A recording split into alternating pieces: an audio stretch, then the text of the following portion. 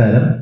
ബഹുമാനപ്പെട്ട നഗരസഭാ അധ്യക്ഷ പിൻസി മാഡം, ഇവിടെ എത്തിച്ചേർന്നിട്ടുള്ള NTDBയുടെ ഡെപ്യൂട്ടി മാനേജർ ഡോക്ടർ ആനു, കാവ പ്രതിനിധികൾ, chief veterinary officer doctor Saji, deputy director doctor. സംസ്ഥാനത്ത് തന്നെ പൊതുജനാരോഗ്യത്തെ വളരെ ഗൗരവമായി ബാധിക്കുന്ന ഒരു പ്രശ്നമായി മാറിയിരിക്കുകയാണ് തെരുവുനായ പ്രശ്നങ്ങൾ.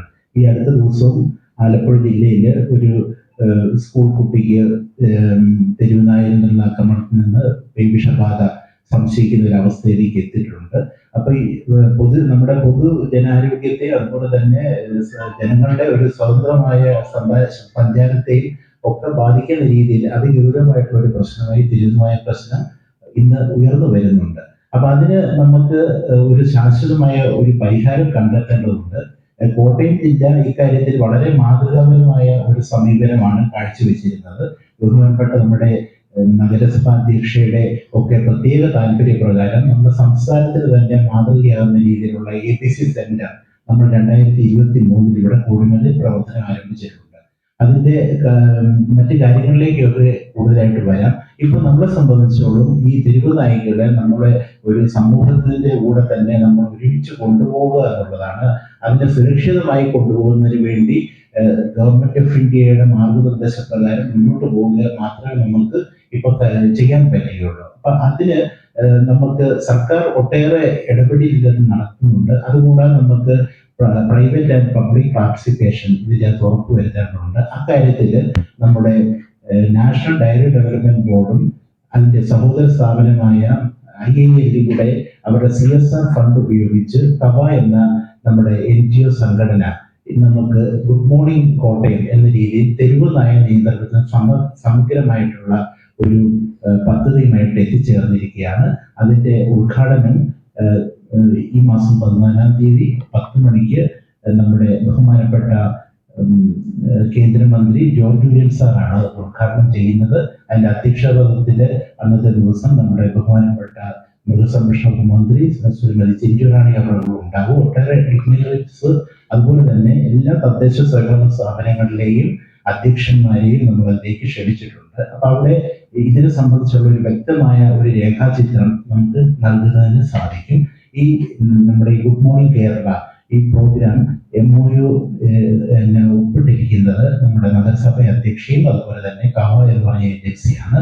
അതിനെക്കുറിച്ച് കൂടുതൽ സംസാരിക്കുന്നതിന് ബഹുമാനപ്പെട്ട നഗരസഭ അധ്യക്ഷയെ ശ്രീമതി ബിൻസി മാഡത്തെ ക്ഷണിക്കുന്നു. ഇമ്മ്യൂണോളജിക്കൽ ലിമിറ്റഡിന്റെ CSR ഫണ്ട് ഉപയോഗിച്ച് കേരള സർക്കാരും അതുപോലെ കോട്ടയം നഗരസഭ, തദ്ദേശ സ്വയംഭരണ സ്ഥാപനങ്ങൾ, കാവ, മൃഗസംരക്ഷണ വകുപ്പ് എല്ലാവരും സംയുക്തമായി നടത്തുന്ന ഈ റാബീസ് ഫ്രീ കേരള പദ്ധതി കോട്ടയം നഗരസഭാ പ്രദേശങ്ങളിൽ നടപ്പിലാക്കുവാനായിട്ട് ആരംഭിച്ചിരിക്കുന്നതിൽ വളരെയധികം സന്തോഷമുണ്ട്.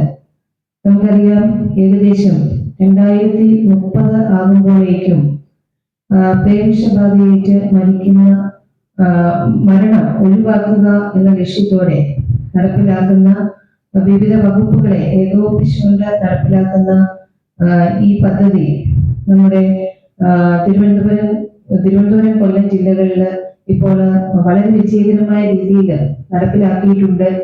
ഈ കോട്ടയം നഗരസഭാ പ്രദേശത്ത് 52 വാർഡുകളിലും സൗജന്യമായി ഈ പേവിഷബാധയുടെ കുത്തിവയ്പ് നടത്തുന്നതിനും അതുപോലെ തന്നെ സ്കൂളുകളിലും കോളേജുകളിലും ഒക്കെയുള്ള കുട്ടികൾക്ക് ഇതിനെപ്പറ്റി ഒരു ബോധവൽക്കരണം നടത്തുന്നതിനും ഈ ഏജൻസി മൂലം സാധിക്കുന്നു എന്നത് വളരെയധികം അഭിനന്ദനാർഹമായ ഒരു നേട്ടം തന്നെയാണ്.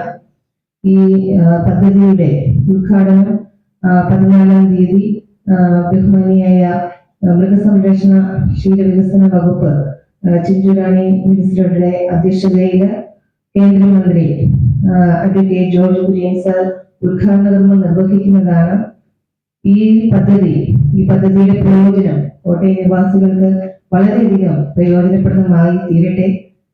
അതോടൊപ്പം തന്നെ ഈ പദ്ധതി വൻ വിജയകരമായി തീരട്ടെ എന്ന് ഈ അവസരത്തിൽ ആശംസിക്കുകയാണ്. ഈ തെരുവുനായ നിയന്ത്രണത്തിനായിട്ട് 5ഓളം പ്രത്യേക സ്റ്റേജുകൾ നമ്മൾ പാലിക്കേണ്ടത് നിർദ്ദേശിച്ചിട്ടുണ്ട്. അതിൽ ഏറ്റവും പ്രധാനമായിട്ടുള്ളത് നമ്മുടെ തെരുവ് നായ്ക്കളെ പൂർണ്ണമായിട്ടും എല്ലാ വർഷവും പേവിഷബാധ പ്രതിരോധ കുത്തിവയ്പ്പിന് വിധേയമാക്കുക എന്നുള്ളതാണ്.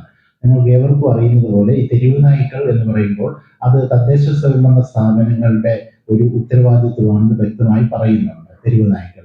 അപ്പം തദ്ദേശ സ്വയംഭരണ സ്ഥാപനവും ലൈൻ ഡിപ്പാർട്ട്മെന്റായ ആനിമൽ ഹസ്ബൻഡറിയും ചേർന്ന് ആണ് ഈ പ്രോഗ്രാം ഇപ്പോഴും നിലവിൽ നടത്തിക്കൊണ്ടിരിക്കുന്നത്. മൃഗസംരക്ഷണ വകുപ്പ് വർഷാവർഷങ്ങളിൽ ഏകദേശം 1 ലക്ഷം ഡോസ് വാക്സിൻ സൗജന്യമായിട്ട് ഈ ഒരു പ്രോഗ്രാമിന് വേണ്ടി നൽകുന്നുണ്ട്.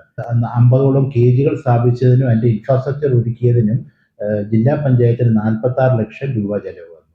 ഓരോ വർഷവും ജില്ലാ പഞ്ചായത്ത് ആ പ്രോസസ്സ് അവിടെ കോൺട്രാക്ട് അടിസ്ഥാനത്തിലുള്ള ജീവനക്കാർക്ക് അത് വേതനം നൽകുന്നതിന് 15 ലക്ഷം രൂപയാണ് അവർ ചെലവഴിച്ചുകൊണ്ടിരിക്കുന്നത്.